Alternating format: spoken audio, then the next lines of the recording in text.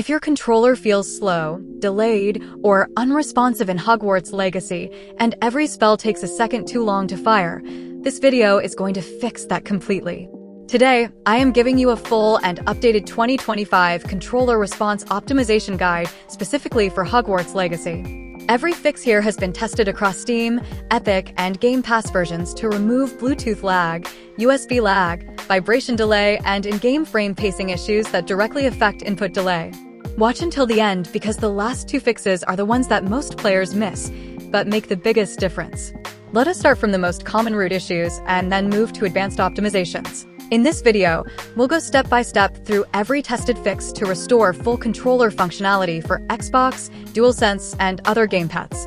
By the end, your controller will feel perfectly mapped, responsive, and ready to play. Welcome back to the channel that helps you fix your favorite games fast and play without frustration. Let's get straight into it. 1. Verify controller connections. Whether you are using Steam or Game Pass, let's get started. Before making changes, ensure that your controller is properly connected. If you're using a wired controller, try a different USB port. If you're using a Bluetooth controller, go to Windows Settings, Bluetooth, and Devices. Check if your controller shows up. Make sure your controller appears in the Connected Devices list. If the controller is connected but unresponsive, simply restart your PC and reconnect the controller. Now let's move to the next step. 2. Configure controller settings in Steam. If you're playing the game on Steam, make sure your controller settings are correctly applied. Open Steam. Go to the View option and select Big Picture mode.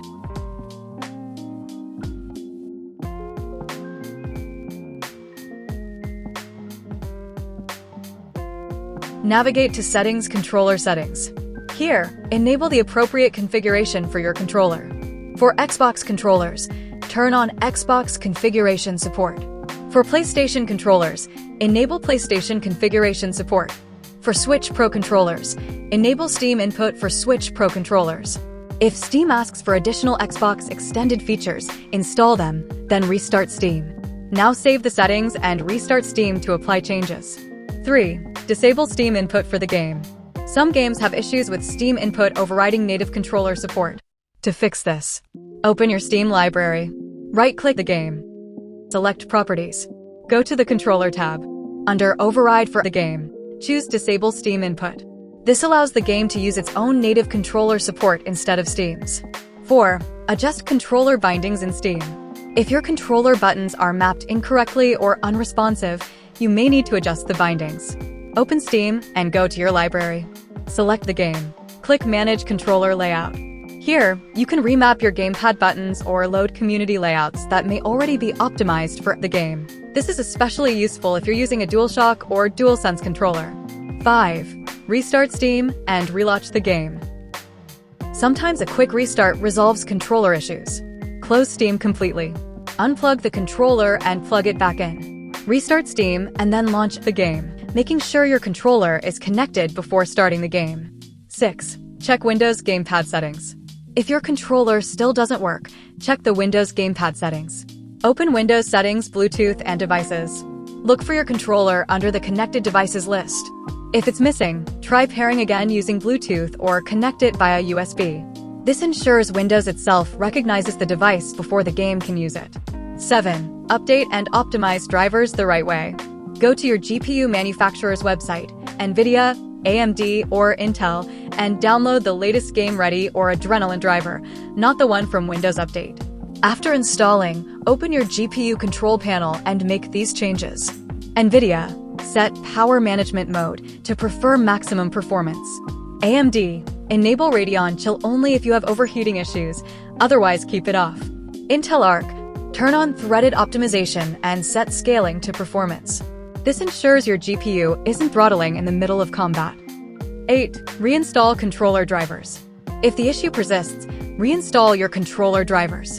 Right-click the Windows icon and select Device Manager. Expand Human Interface Devices.